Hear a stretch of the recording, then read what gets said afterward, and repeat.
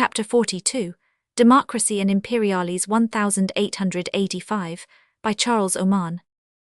The death of Lord Palmerston forms a convenient point at which to draw the line between the earlier and the later history of the two great English political parties. Down to 1865, the Liberals and the Conservatives alike retained in a great measure the characteristics of their forefathers, the Whigs and Tories. The Liberal host was still largely officered from the old aristocratic Whig houses. Many of its members disliked and distrusted democracy, and thought that in all essential things the Constitution had reached a point at which it needed no further reform. As long as Palmerston lived, there was no chance that the more militant and progressive wing of the Liberals would draw the whole party into the paths of radicalism. In a similar way, the Conservative Party still kept somewhat of the old Tory intolerance and inflexibility, though for the last 20 years the younger of its two chiefs, Benjamin Disraeli, had been striving hard to guide it into new lines of thought. After 1865, the new liberalism and the new conservatism came into direct opposition, personified in the two men who were soon to take up the leadership of the two parties, Gladstone and Disraeli.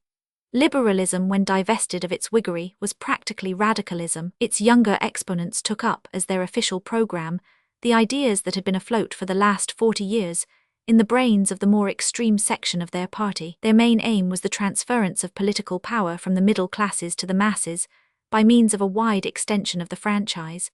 The new voters were to be made worthy of the trust by compulsory national PG 701 education, while to guard them against influences from without, the secret ballot, one of the old Chartist panaceas, was to be introduced. The party which proclaimed itself the friend of democracy was bound to promise tangible benefits to the working classes, but the Liberals were still divided on the question of the advisability of state interference in the private life of the citizen. The younger men were already dreaming of paternal legislation for the amelioration by law of the conditions of life among the poorer classes, hoping to secure them cheap food, healthy dwellings, shorter hours of labour, and opportunities of recreation and culture by means of state aid and public money. But in the 60s, the Manchester School, as the adherents of laissez-faire and strict political economy were called, was still predominant, and social legislation and extensive state interference were not yet enrolled among the official doctrines of the Liberal Party. Its war cry at election time was peace, retrenchment and reform. The first cry was one that had not been so much heard in Palmerston's day, but on his death his successors showed themselves very cautious in dealing with all foreign powers. Moreover, they wished to win popularity by cheap government, a thing incompatible with a spirited foreign policy. Their opponents accused them of allowing the army and navy to grow too weak, and of being compelled in consequence to assume a meek tone in dealing with the powers whom Palmerston had been wont to beard and threaten. Wrapped up in their schemes of domestic reform, they gave comparatively little attention to external affairs. The new conservatism of which Disraeli was the exponent was a creed of a very different kind. It was the aim of that statesman to lay the foundations of his party on a combination of social reform and national patriotism. Since his first appearance in Parliament, he had striven to persuade the people that the Conservatives were truer friends of the masses than the Liberals. The latter, he maintained, offered them barren political privileges. The former were ready to aid them by benevolent legislation to secure a practical amelioration of the conditions of their life. They would govern for the people, if not by the people. Even in the direction of enlarging the franchise, Disraeli was prepared to go far, though at first he shrank from granting so much as his rivals, and wished to give an extra voting power to education and wealth. But the feature of the new conservatism, which was most attractive to the public, was one of which Palmerston would have thoroughly approved. Disraeli had a great confidence in the imperial destiny of Great Britain, and a firm belief that she ought to take a bold and decided part in the councils of Europe. With this end in view, he was anxious to keep our armed strength high, and his expenditure on military and naval objects was one of the things most frequently thrown in his teeth by his opponents. The Liberals accused him of a tendency towards imperialism, meaning, apparently, to ascribe some discredit to him thereby. He himself never denied the charge but made his boast of it, though in his mouth it had another shade of meaning. To the Liberals it meant presumption, a love of show and of sounding titles, a readiness to annex to the right hand and the left, a proneness to intervene in foreign quarrels, a policy of bluster, in short. But in the mouth of its exponents imperialism meant a desire to knit more closely together Great Britain and her colonies, to treat the empire as a whole, and to govern it without any slavish subservience to the parochial politics of England, to make the British name respected by civilized and feared by barbarous neighbours. At the opening of the new period, therefore, the nation was about to be confronted by two rivals, one of whom offered it internal political reform, the other imperial greatness. But at first the issues were not clear. The two parties were still, to a certain extent, draped in the remnants of the old wardrobe of Whiggery and Toryism. Till these were torn away, the meaning of the new movements could not be distinctly seen. On Palmerston's death, the leadership of his cabinet fell to the aged Lord John, now Earl Russell. His accession to power was followed by the bringing forward of the first of the reform bills, which were to occupy the forefront of English politics for the next 3 years. It was proposed to reduce the qualification for the franchise to the possession of a £14 holding in the counties, PG 703, and a £7 house in the boroughs.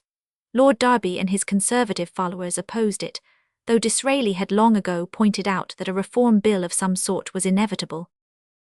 But the Tories were strengthened by seceders from the ministerial camp, followers of the old Palmerstonian policy, who hated the idea of unrestrained democracy. By their aid the bill was thrown out, and Lord John Russell immediately resigned, June 1866. For the third time, Lord Derby and Disraeli were charged with the thankless task of forming a ministry, though they had only a minority in the House of Commons to back them.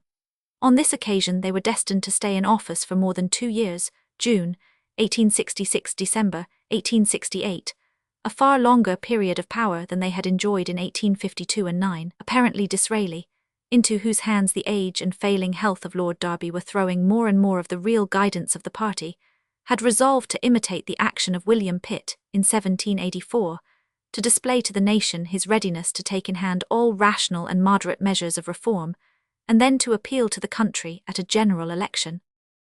Accordingly, in the spring of 1867, he introduced a series of resolutions, pledging his party to pass a reform bill, but announcing that he should stipulate for the fancy franchises, on which the Conservatives had laid such stress during previous discussions of the question, persons 1 owning £30 in the savings bank, or 2, £50 invested in government funds, or 3, paying £1 year and over in direct taxes, or 4, possessed of a superior education, were to have a second vote. In spite of these safeguards, the more unbending Conservatives refused to follow Disraeli, and their chiefs, Lord Carnarvon and Lord Cranborne, the present Marquis of Salisbury, seceded from the cabinet. The bill was introduced, but the Liberal majority cut it about by all manner of amendments and utterly refused to accept the fancy franchises, forced to choose between dropping the bill altogether and resigning, or passing the bill shorn of all its safeguards against the introduction of pure democracy. Disraeli chose the latter alternative, and took the leap in the dark, as was said at the time. The bill so passed reduced the franchise in town to a rating of £5, thus granting what was practically household suffrage, and added PG 704 to the householders, all lodgers paying £10 a year. In the counties the franchise was lowered to £12. This still left the agricultural labourer without a vote, but made electors of well-nigh every other class in the kingdom. At the same time 35 seats were taken away, partly from corrupt boroughs, partly from places which had too many members in proportion to their size, and were distributed among London and the great northern shires, which had been still left much underrepresented in the redistribution of 1832, August 15, 1867. While the Reform Bill was engrossing the attention of politicians, the United Kingdom had been passing through a dangerous crisis. Ireland, of which little had been heard since the potato famine and Smith O'Brien's rebellion, was once more giving trouble. The end of the American Civil War in 1865 had thrown on the world large numbers of exiled Irish and Irish Americans, who had learnt the trade of war, and were anxious to let off their energies by an attack on England. It was they who organised the Fenian Brotherhood, a secret association for promoting rebellion in Ireland. They planned simultaneous risings all over the country, which were to be aided by thousands of trained soldiers from America. To distract the attention of the government, an invasion of Canada was projected, and a number of outrages planned in England itself. The Fenians failed, partly from want of organisation, partly from shirking at the moment of danger, partly from secret traitors in their own ranks. The horde which invaded Canada ran away from a few hundred militia. The national rising in Ireland was a fiasco. A few police barracks were attacked, but the assailants fled when they heard of the approach of regular troops. February 1867. A harebrained scheme to surprise the store of arms in Chester Castle failed, because the 1,500 men who had secretly assembled in that quiet town saw that they were watched by special constables. In fact, the only notable achievements of the Fenians were 2 acts of murder. A band of desperadoes in Manchester stopped a police van and rescued 2 of their comrades who were in custody, by killing 1 and wounding 3 of the 4 unarmed policemen who were in charge. A still more reckless party in London tried to release some friends confined in Clerkenwell prison by exploding a powder barrel PG 705 under its wall. This did not injure the prison, but killed or wounded more than 100 peaceable dwellers in the neighbouring streets. December 1867. For these murders, several Fenians were executed. The abortive revolt of 1867 called English attention once more to Ireland. The Liberal Party insisted that the Fenian disturbance was due not so much to national grudges as to certain practical grievances, such as the existence of the Protestant Established Church of Ireland, supported on the tithes of the country, and the unsatisfactory condition of the peasantry, still tenants at will at rack rents, and often in the hands of absentee landlords. The experience of the last 20 years has shown that Irish discontent is far more deeply seated than the Liberals supposed. But in 1868, they seriously thought that it could be pacified by legislation on these 2 points. Mr. Gladstone selected the church question as the first battleground, and carried against the ministry a resolution in the Commons, demanding the abolition of the establishment. Disraeli, now Prime Minister in name as well as in fact, for Lord Derby had retired from ill health in February 1868, appealed to the country by dissolving Parliament. But the Conservatives suffered a decisive defeat at the polls, and were forced to resign December 1868. Abroad, the Derby-Disraeli ministry had witnessed one very stirring episode of European history, but had not intervened in it. In 1866, Count Bismarck guided Prussia into war with Austria, crushed the great empire at the Battle of Königgrätz, annexed Hanover and Hesse, and united all the lands north of the Main under Prussian headship into the North German Confederation. The struggle did not directly affect England, and the Conservative ministry made no attempt to interfere, and watched with equanimity Prussia supplant Austria as the chief power in Central Europe.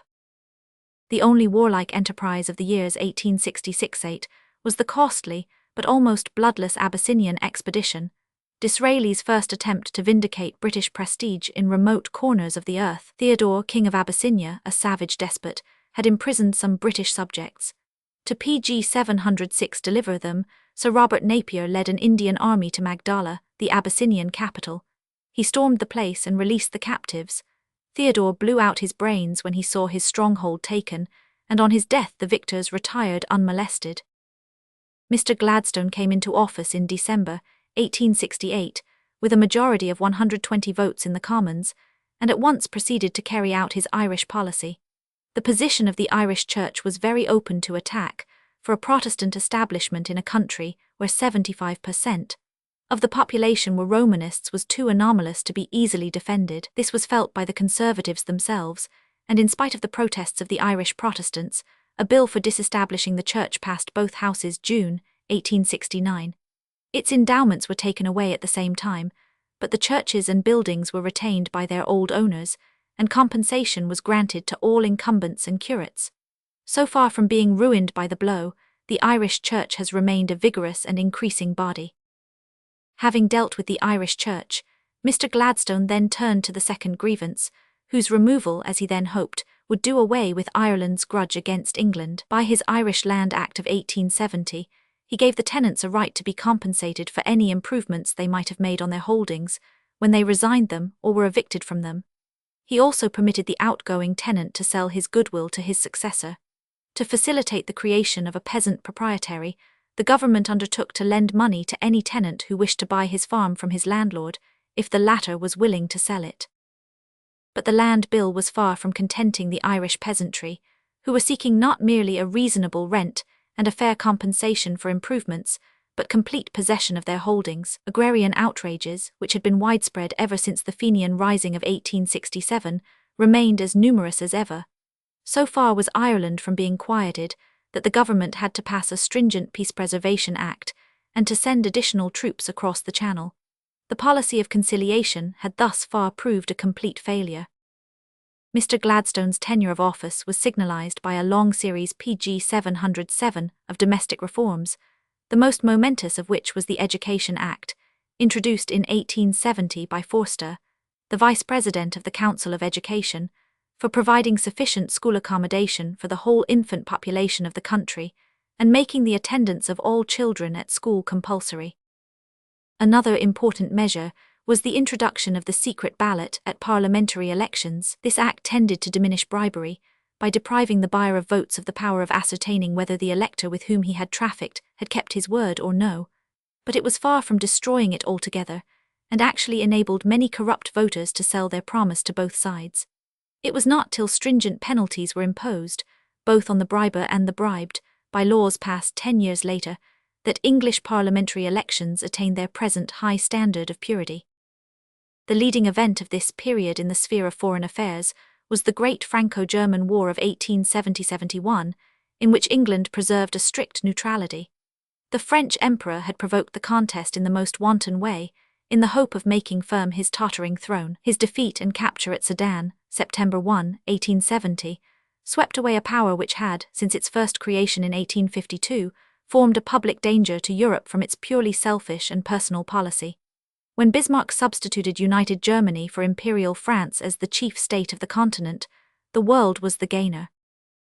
But the fall of Napoleon III affected English interests in the East in a less satisfactory fashion. The united power of France and Great Britain had hitherto compelled Russia to abide by the stipulations of the Treaty of Paris, but the moment that the fall of the emperor was known, the Tsar issued a declaration that he should no longer consider himself bound by its terms.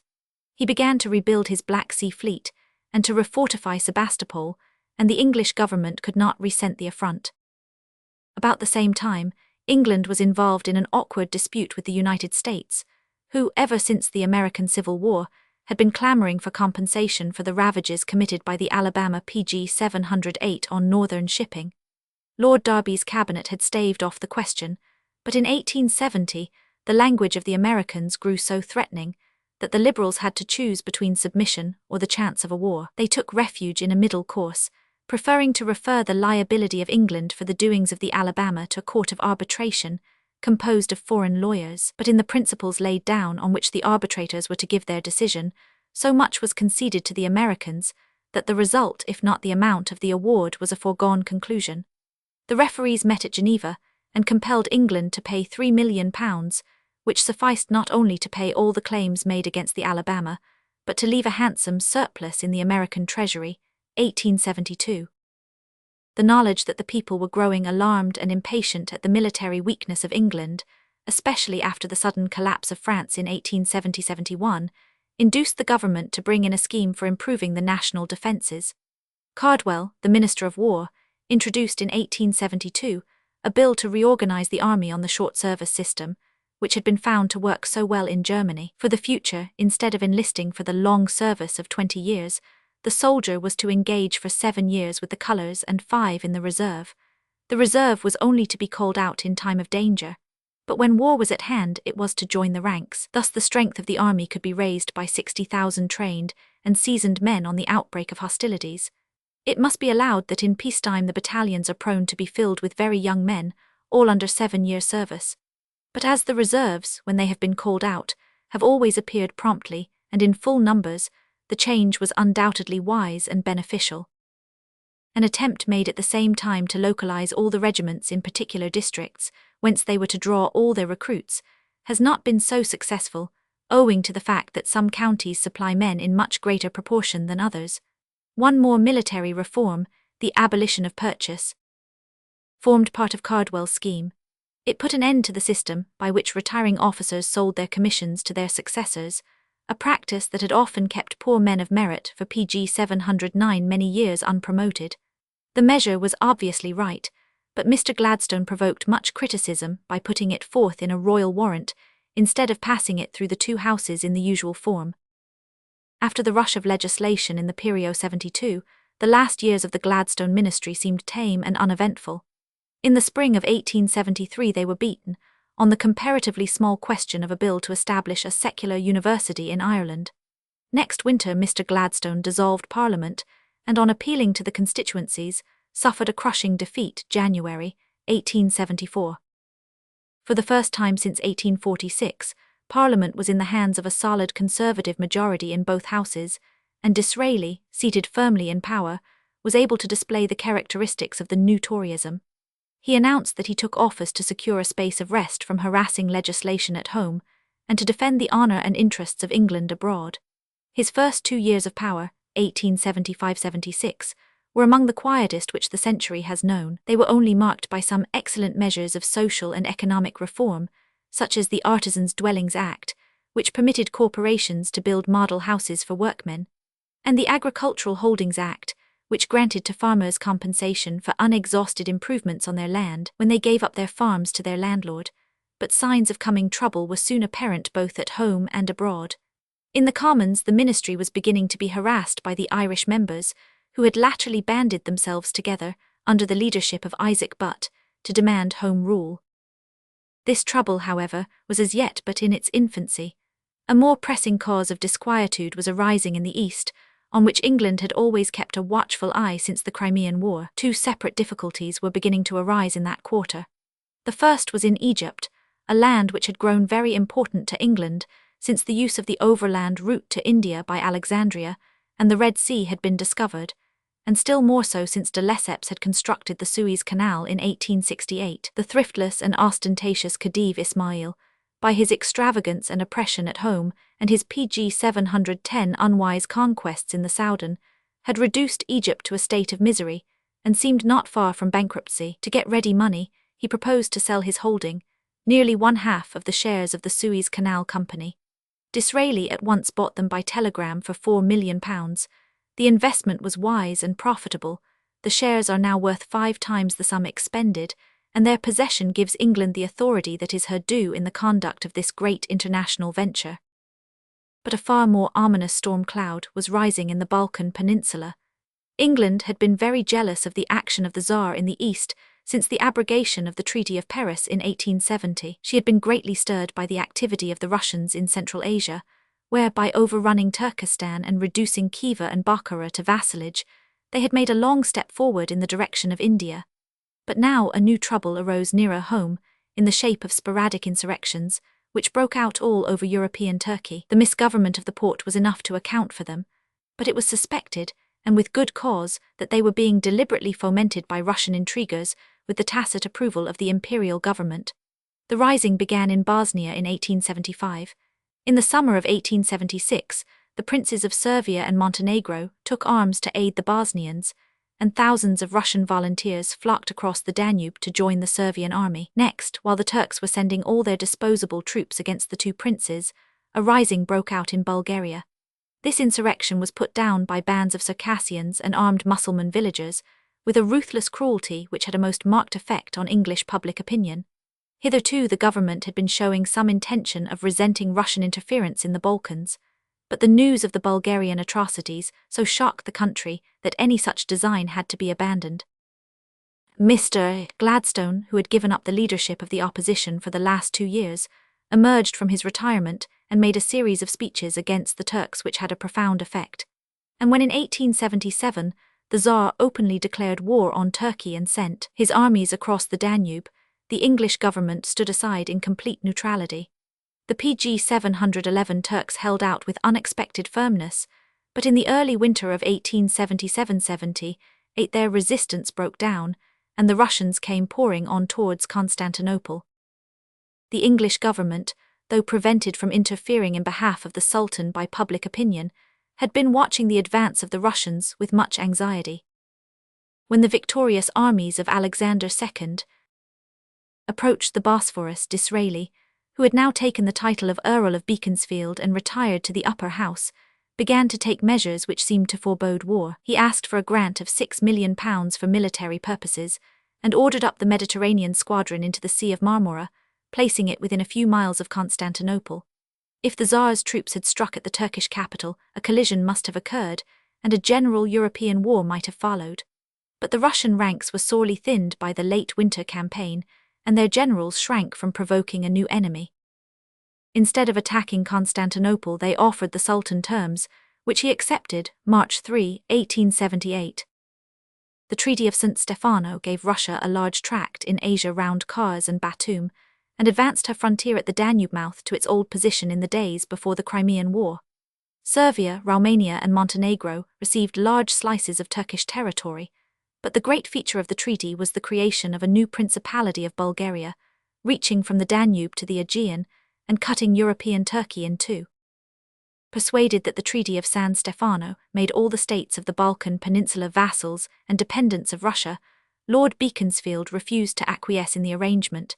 He called out the army reserves, hurried off more ships to the Mediterranean, and began to bring over Indian troops to Malta by way of the Suez Canal. In view of his menacing attitude, the Tsar consented to a complete revision of the Treaty of San Stefano. At the Berlin Conference, June-July 1878, its terms were modified. The new Bulgaria was cut up into two states, and its frontier pushed back from the Aegean. The Sultan undertook to introduce reforms into his provinces, and England guaranteed the integrity of his remaining Asiatic dominions. In return for this, Abdul Pg 712 Hamid placed the island of Cyprus in British hands, though retaining his nominal suzerainty over it. Lord Beaconsfield returned triumphant from Berlin in July 1878, claiming that he had obtained peace with honour for England, and had added a valuable naval station to our possessions in the Mediterranean. But the advantages which he had secured were in some ways more apparent than real. He had checked and irritated Russia without setting up any sufficient barrier against her. He had pledged England to introduce reforms in Turkey, a promise which she was never able to induce the Sultan to perform. Cyprus turned out harbourless and barren, a source of expense rather than profit. Later events showed that the partition of Bulgaria was a mistake, and that the creation of a strong principality on both sides of the Balkans would have been the most effective bar to a Russian advance towards Constantinople. The scarcely averted war between England and the Tsar had a tiresome and costly sequel in the East, the Afghan War of 1878-80, which we describe in chapter XLII. A struggle which was not without its disasters, and formed one of the chief reasons for the gradual loss of popularity by the Beaconsfield cabinet in the years that followed the Treaty of Berlin. A similar result was produced by the mismanaged Zulu War and the disaster at Isandula, 1879. While at home, the ministry was kept in perpetual difficulties by the obstructive tactics of the Irish party, who were now headed by the astute and unscrupulous Charles Stewart Parnell. They wasted time and provoked perpetual scenes. In June 1880, Lord Beaconsfield dissolved Parliament, and a Liberal majority of 100 was returned to the House of Commons from Great Britain, while in Ireland the Home Rulers swept almost every constituency, except those of Ulster. Mr. Gladstone now took office for the second time, pledged to pacify Ireland, and to carry out a policy of peace abroad, and of reform and liberal measures at home. But the years 1880-84 were full of costly and unsatisfactory wars. Scarcely was the new cabinet installed when the Boers, the inhabitants of the recently annexed Transvaal, revolted. The small English force in South Africa, PG 713, suffered a crushing defeat at Majuba Hill, whereupon the government, ere reinforcements could arrive, made peace with the rebels, and granted them independence, 1880-81. Soon after the Transvaal War had reached its disastrous conclusion, fresh troubles broke out in Egypt. Since Lord Beaconsfield first interfered in that country by buying for England the Suez Canal shares of the Khedive Ismail, Egyptian affairs had been going from bad to worse. After driving the country to the verge of bankruptcy, the old Khedive abdicated in 1879 in favour of his son Tewfik, but England and France joined to establish the dual control over the young sovereign and appointed ministers to take charge of the finances of Egypt. Tewfik himself made little or no objection to this assertion of foreign domination, but some of his officers and ministers resented it, and in 1882, Arabi Pasha, an ambitious soldier, executed a coup d'état, drove away the foreign ministers, and raised the cry of Egypt for the Egyptians. It was expected that the two powers who had established the dual control would unite to put down Arabi. But the French ministry, jealous of England and hoping to draw its private profit out of the complication, refused to join in any action against him. It is probable that the Gladstone cabinet had no intention at first of provoking a war, but the English Mediterranean squadron was ordered to Alexandria, which Arabi was busily engaged in fortifying. On June 11, a great riot broke out in that city, and the mob massacred many hundreds of European residents. This made hostilities inevitable.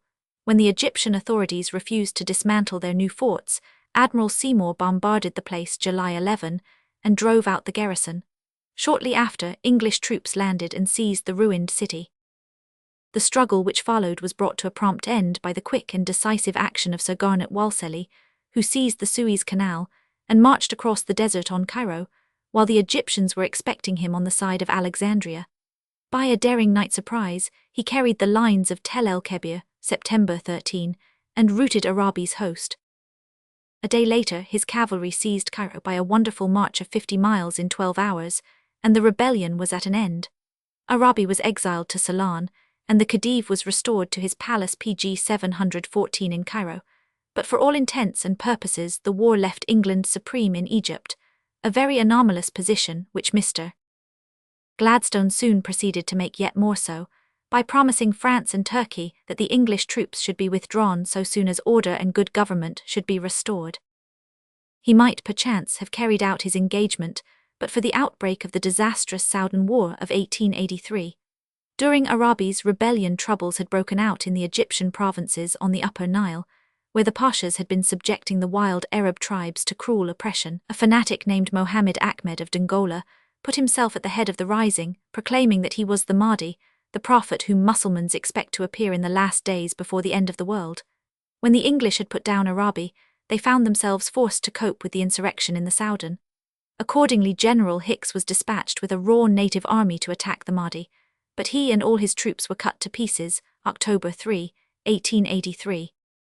The government then resolved to send to the Soudan Charles Gordon, a brave and pious engineer officer, who had won much credit for his wise administration of the land in the days of the old Khedive Ismail, but he was given no troops to aid him, and was merely told to withdraw the Egyptian garrisons from the Upper Nile, as the cabinet did not wish to reconquer the lost provinces, and thought that the insurgents had been justified in their rebellion by the atrocious misgovernment of their Egyptian masters. Gordon reached Khartoum, the capital of the Soudan, but immediately on his arrival there was beleaguered by the hordes of the Mahdi. February 1884, with 2 or 3 Europeans only to aid him, and no troops but the cowed and dispirited Egyptians, who had been driven into Khartoum from their other posts in the lost provinces. Gordon made a heroic defense, but as he could not withdraw his garrison without help from outside, he besought the cabinet for English troops, pointing out that the Soudanese enemy were not patriots struggling to be free, but ferocious fanatics, who massacred all who refused to acknowledge the Mahdi, and believed themselves destined to conquer the whole world. The English ministry ultimately sent a small force, under PG 715 Lord Wolseley, the victor of Tel el-Kebir, with orders to rescue Gordon and his garrison, and then to retire.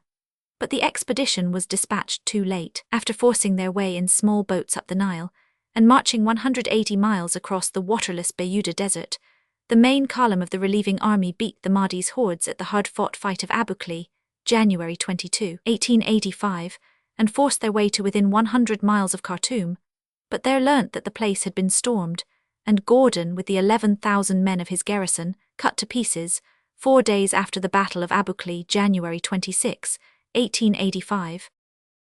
The English then retired and abandoned the whole Soudan to the Mahdi's wild followers, who soon threatened Egypt itself. 2 successive expeditions were sent to Suakim, on the Red Sea, to endeavour to attack the Mahdists from that side. Both had to withdraw after advancing a few miles inland, foiled by the waterless desert and the incessant harassing of the rebels. Somewhat later, the fanatics twice endeavoured to force their way up the Nile from the south, and were only cast back after heavy fighting at Wadi Halfa, on the very frontier of Egypt. The war in the Soudan dealt a heavy blow to the reputation of the Gladstone cabinet. In the meantime, it was beset by even greater difficulties arising out of the Irish question. In 1880, the government brought in a bill forbidding any landlord to evict a tenant without paying him compensation for disturbance. The bill was rejected by the House of Lords. In 1881, they brought forward and carried the Second Irish Land Bill, appointing a commission or land court to fix all rents for 15 years. But the peasantry were far from being satisfied, and aimed at making an end of landlordism altogether. Their leaders had founded the celebrated Land League, which organized a system of terrorism all over the country. Outrage grew more and more rampant, and at last the government, abandoning the idea of pacification, seized and imprisoned Parnell and 40 other prominent chiefs of the Land League. In revenge for this, the No Rent Manifesto was published by the surviving leaders of the League and largely acted upon in the south and PG 716 west of the country. Chaos seemed to have set in, and matters were made no better by the release of Parnell and his friends under the so-called Kilmainham Treaty, in which the Premier consented to negotiate with his prisoners for a cessation of hostilities. Forster, the Irish Secretary, and Lord Spencer, the Viceroy, resigned to show their disapproval of the Cabinet's policy. To replace Forster, Lord Frederick Cavendish was made Secretary for Ireland, but 6 days after his appointment, he and his Under-Secretary, Mr. Burke, were murdered in broad day in Phoenix Park by some members of a Dublin secret society known as the Invincibles, June 1882. Universal horror was excited by this murder, but the country did not quiet down, and a stringent crimes bill passed in the same autumn did not suffice to stop the agrarian outrages which reigned throughout Ireland. All through the days of the Gladstone Cabinet, the island remained in the most deplorable condition, and the Irish Parliamentary Party continued to be a thorn in the side of the government. Unhappy both at home and abroad, and fearing the results of a general election, the Prime Minister reverted to the old Liberal cry of parliamentary reform, and produced the Reform Bill of 1884, which conferred the franchise on the agricultural labourers, the last considerable class in the country who still lacked the vote. It was urged by the Conservative opposition that redistribution, the adjustment of seats to population in due proportion, ought to accompany this change. The House of Lords threw out the Reform Bill on this plea. Mr. Gladstone then consented to combine redistribution with enfranchisement, and the bill was passed in its new shape. The small boroughs with less than 15,000 inhabitants, which had escaped the Bill of 1832, were deprived of their members, and the seats thus obtained were divided among the more populous districts and towns. In June 1885, a chance combination of Conservatives and Home Rulers beat the government on the budget. Mr. Gladstone resigned, and the opposition took office, though, like Lord Derby in 1852, and they had only a minority in the House. Beaconsfield had died in 1882, and the Conservatives were now led by Lord Salisbury, the Foreign Minister of the years 1878-80. When the PG 717 session was over, Lord Salisbury dissolved Parliament, and a general election followed. The Liberals gained many of the new county seats, but the Conservatives did so well in the boroughs that the numbers of the two parties in the new Parliament were not far from equal.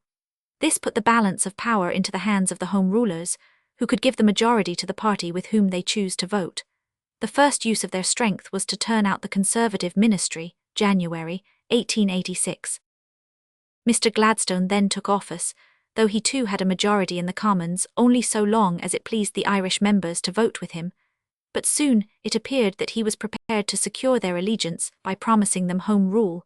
Several members of his cabinet thereupon resigned. In April, a bill for conceding practical legislative independence to Ireland was brought in. It was thrown out by the action of 97 English and Scotch Liberals, who voted against their party. The Gladstone cabinet at once resigned, a general election followed, and a large majority of Unionists was returned. CP 691, CP 697, CPP 754-755.